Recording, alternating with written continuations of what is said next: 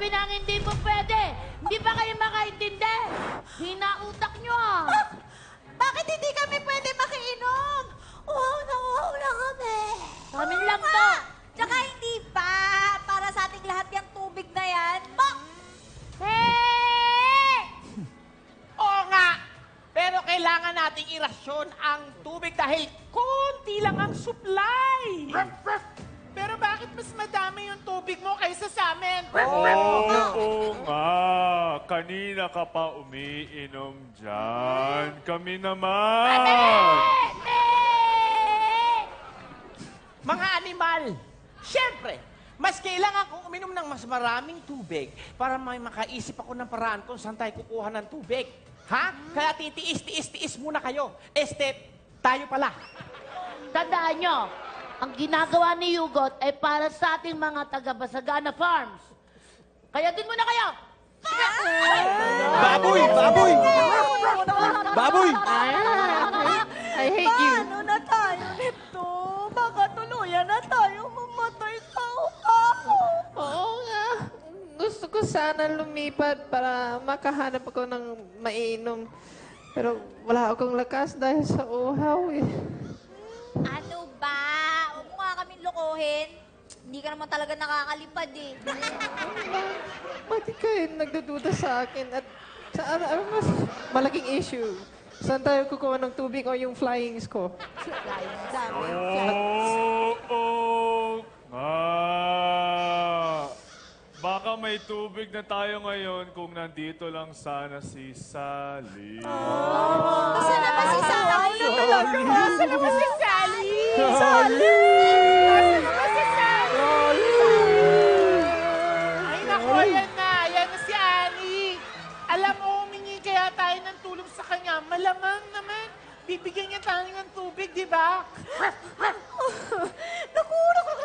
Oo nga, pero paano natin alam sa kanya ang problema natin?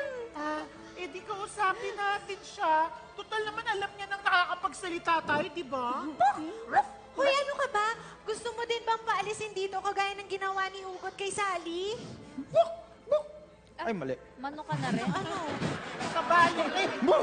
Yan! Okay. Ganyan. Mabuti pa, iwasan na lang natin si Annie para baka sakali makuha natin ang loob ni Hugot. Bigyan tayo ng inumin! Sige. Tara. Yan. Naku, Kenneth. Kawawa naman yung mga alaga kong hayop. Tignan mo, oh. Latang-lata na sila dahil sa init. Ani, huwag mo na silang alahanan kasi isasali ko na lang yung mga natitirang tubig na sa reserba natin para, ayun, makainom sila kahit konti. Sige, please. Mga hayop! Mga hayop! Mga hayop! Uy, gagawa ko na ng paraan para makainom kayo eh.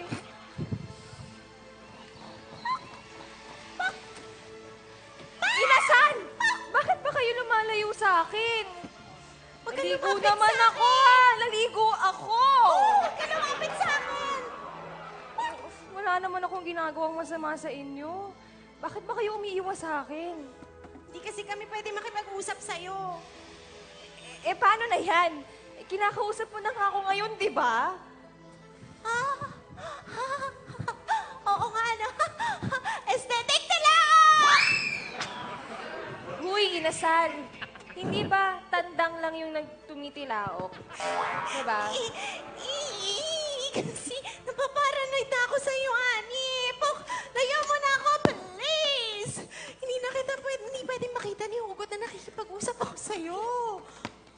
Paalisin niya ako gaya ng ginawa niya kay Sally. Bakit ba kasi ganyan kayo kay Sally Pusa? Kung alam niyo lang yung mga sinakripisyo niya para sa inyo? Ilang araw na ako naglalakbay. Di ko pa rin makita yung bodies. Kailan ko matatagpuan yun? Para sa mga kasama ko sa Masagana Farms.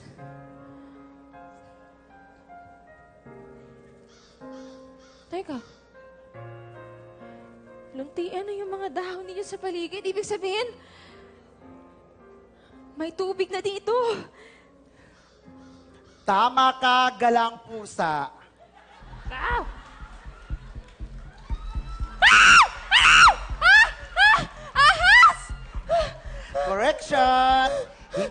isang ahas, isa akong sawa. Ako si Maria Usawa. Ang pinaka-sexing sawa dito sa kagubatan. Sexy ka na sa lagay na yan? Alam mo, matagal na akong hindi nakakakain ng sariwang hayop. Gusto mo ba mag-presenta? Ayoko nga! Ayoko!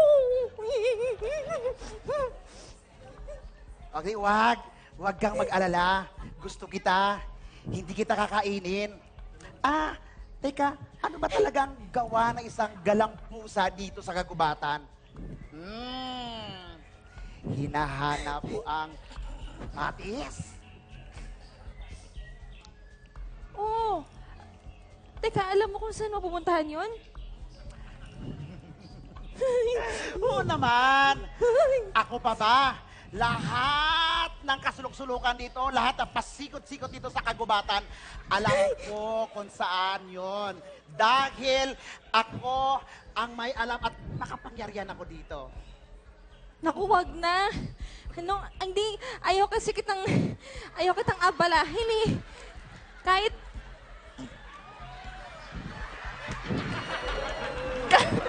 ituro mo na lang sa akin yung direksyon kung saan matatagpuan yon. Ay, sus! Ano ka ba?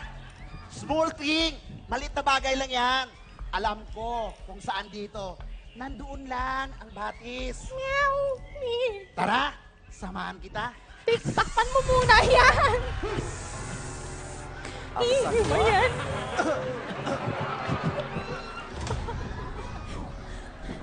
Ani, please. Hindi talaga kita pwedeng kausapin. Baka malagot ako kay Hugot. Sige, Inasal. Pasensya ka na.